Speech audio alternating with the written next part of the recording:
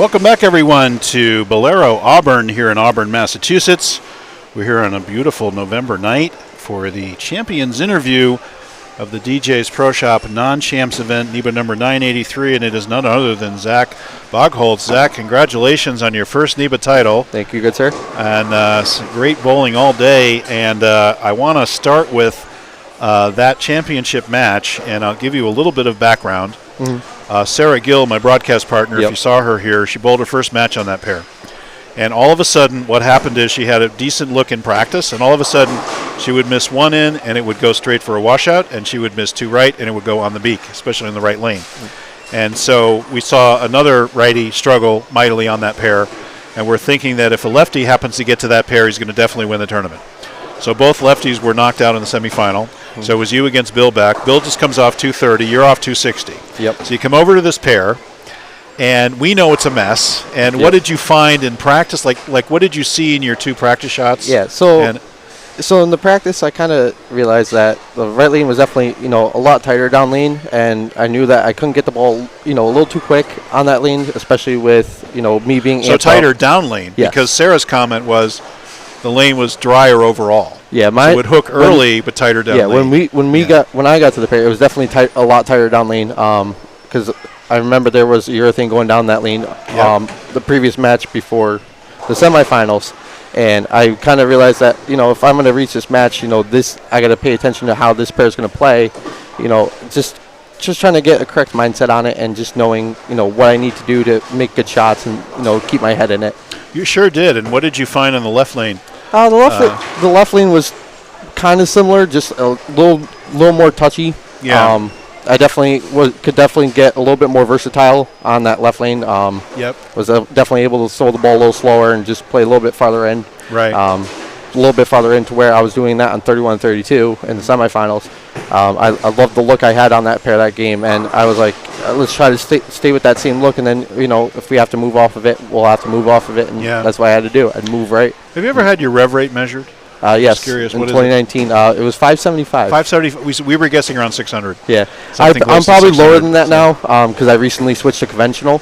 No kidding. Did you really? Wow, interesting. Because I didn't feel comfortable. I was always squeezing the ball too much, and I just kind of was just all over the place with ball motion and trying to get controllability out of the ball. Yeah. So Brandon Boyer actually had me try conventional on one ball, and I've had nothing but success with it. Down to your second knuckle. Yeah, it's not. Or is it semi or? I go to about between my two knuckles. Okay. But sometimes I try to not go as far. What do you do for pitches? Do you have? So I do 5/8 reverse and 3/8 lateral. Okay. On both fingers.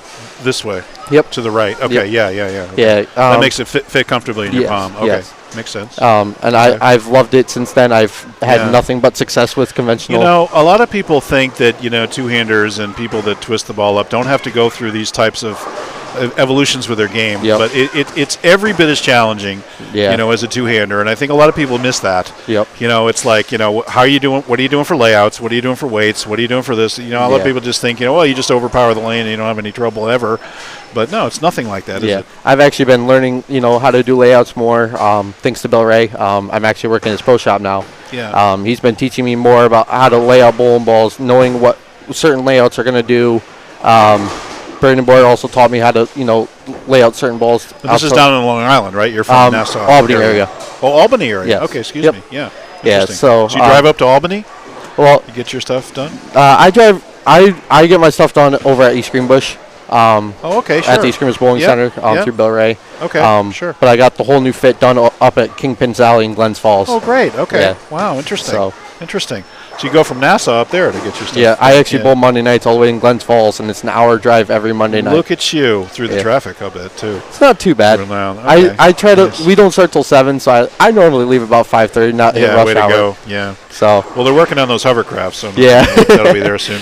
So you shot 260 the game before that. Yep. You had a great look on 31 and 2. Yeah. A pretty easy match for you there. Yeah. Right? Me and Brandon have had a history together, bowling each other. We About actually the same age, right? Pretty close. He's a couple years older. Okay, is he? Okay. Yeah, me and him, we used to bowl in That's youth Brandon Malone, of course, the lefty. Yep. Me and him bowled in youth tournaments together. out in New York, and me and him have always had great one-on-one matches. It's always come down to the 9th and 10th. It's never been anything less than that. Well, he definitely put the pressure on you because he got that 5-bagger in the middle and got himself back in the match. Yep, because he had the 1-pin advantage, and I knew, I got to execute to make him. Well, and he could have gone sheet. Unfortunately, he could have gone sheet to shut you out. To beat me by 1, and he gets up and he misses a little bit left on the tighter lane. I happen to know this pair.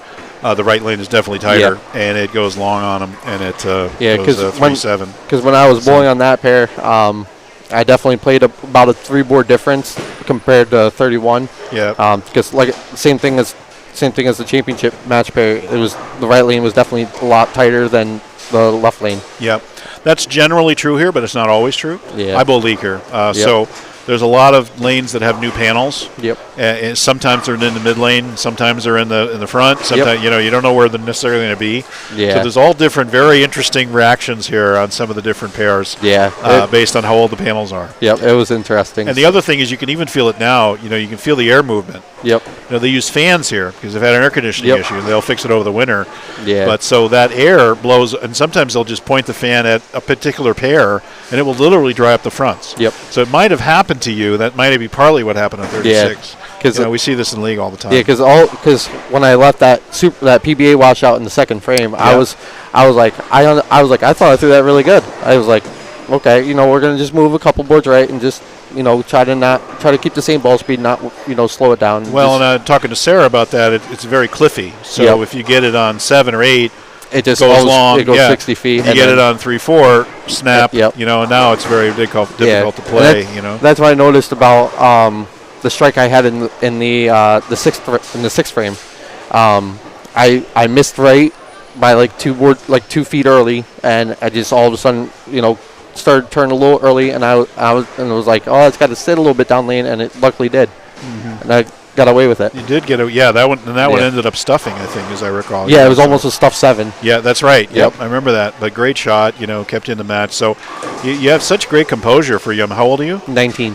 Good for you. Wow, that's fantastic. And your first NEBA title. Yep. Already. So are you? You're in college. I dropped out. You did drop out. Okay. Yeah. Are you thinking about the tour? What are you thinking about doing? I've been bowling a lot of regionals. Okay. I do have my card, so I was thinking about going to bowl the Masters, and it sold out in 10 hours. Well, did you get on the waiting list? No. Because a lot of people are feeling comfortable. I'm going to go bowl. I'm going to because we normally go out to nationals we went out to nationals the same week as Masters last year. And we're doing the same thing this year. Oh, interesting. Okay. So I'm going to go bowl nationals this year, and maybe try to do Mark Roth, Marshall Holman doubles in Delaware, and try to find a partner for that. There you go.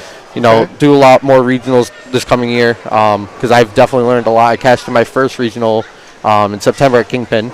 Good for you. That was a bit of a grind. That was the RPI, right? Yes. So Yep. Okay. Yeah, and I've come close to cashing. I've missed by 20 pins, 30 pins. Yeah. And it's all because of make pulls. That'll change. Yeah, and that'll change. I was the cut number by one pin going into that second day. Oh, wow. Okay. Because it came down to me and Michael Martel going into that last game. He was ahead of me by 4 pins. He threw great shots, and I just had to kind of keep pace with him just to be able to make sure that, I didn't do something wrong. And, luckily I caught a break. He opened, and then I tried to take advantage of that break, and I leave a blower 7-10. Oh, thanks very much. Yeah. Yeah, we've all got stories of those just near misses and things like that. So, and Michael, of course, was our tournament leader here today. Yeah, he bowled phenomenal. Qualifying. Yep. Shoots 248 over, I think, for 5. So he shot 8 something, 20, 30. Yeah, his last 3.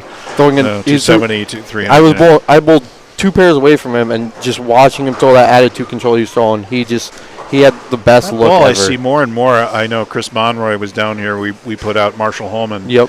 To prepare. There was a regional in Binghamton, which we went to both senior. Yep.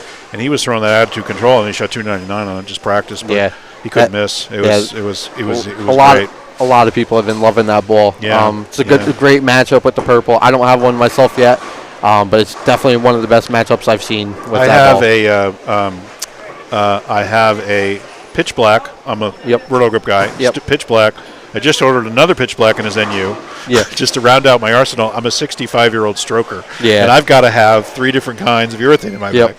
just to play these patterns the way they're evolving. I have 3 urethanes in my bag. I actually got 2 purples and a pink widow urethane, which I pretty much threw the 2 purples all day long. Yeah. I didn't throw anything else. That's but what that. it looked like. Yeah. Yeah. I tried reactive for a couple frames, and I kept getting too much over under because there was so much urethane going down lane. Yeah. And I noticed that, and that's the problem there. Yeah. So, you see it, and then it gets worse because the heads are getting blown by the air. Yep. Dragged down by the urethane, and the house has a predilection to that. So it becomes very difficult to to try to navigate that with reactive. It just gets too early, and then you don't know what's going to do in the back, and you can't get it pinned down enough. You can't get it rolling early enough. You can't get it to lay off enough to behave. Yeah. So it's just really difficult, especially with your rev rate. So anyway, anybody you want to thank? I just want to thank Bill Ray for the support. He's been helping me with the fit change. Trying to learn it more. Trying to understand different hand positions and all that. My mom for supporting me for all the years, taking me out to junior gold learning, helping me go to regionals. My dad for being here, helping me throughout match play. He's here now, right? Yes, he's right here. Yeah. Yep. Good for him. Because my first match, I thought about switching to my Power Tour Pearl that I had a good look with on the pair, and I asked him. I said, "Do you think I should make this ball change?" He's like, "No, because he gave you an advantage to take advantage of." He's like, "Just take advantage of it. Just throw a good shot, and that's all you can do. You can't. I wouldn't ball change. Just try to stay to what you're doing." Yeah. And that's exactly what I did. I didn't move off that ball throughout the whole match play. That's good advice, and to have somebody there watching, it's so helpful. Yep. To really know who knows your game and can help you. So good for you. Yep. You realize you have a free entry for tomorrow's TOC. Are you going to stick around? Possibly. Okay. I might have to drive back tomorrow. Well, think about it because you got a free entry. Yeah, I gotta drive my dad home. So added money there too. So, yeah, I might come back and bowl that. So well, there's a ferry out of New Haven you could do instead if you don't want to go around the horn. Yeah. So, you at least give it some thought. So anyway, congratulations, Zach, and I just wanted to give thanks once again to Danny and to Debbie, who were here running the tournament. Yep. Natalie Berkowitz, manager here, and Ivy Hudson, the district manager for Bowlero. Thanks for putting the shot out, guys. It's flawless, looking real good. Challenging yet fair. I think when you move from pair to pair, just the nature of the house. And everybody else who supports NEBA, thanks for everybody to coming out, and just a great organization to be around, and looking forward to our 1,000th event next year. We started in 1963. Yeah. We had never missed a month until COVID. And now we'll be ready. We're gearing up for this was NEBA number 983 you bowled that you won, and you weren't around when number 1 was bowled. Neither was I, barely. But we're looking at event number 1,000 next year, so hopefully we can come back for that. So yeah, definitely anyway, will. Zach Bogholtz, thank you. Congratulations, NEBA titleist at age 19. Good for you. Thank you. Have a safe drive back to Long Island. Thank you. Okay, take care, everybody. See ya.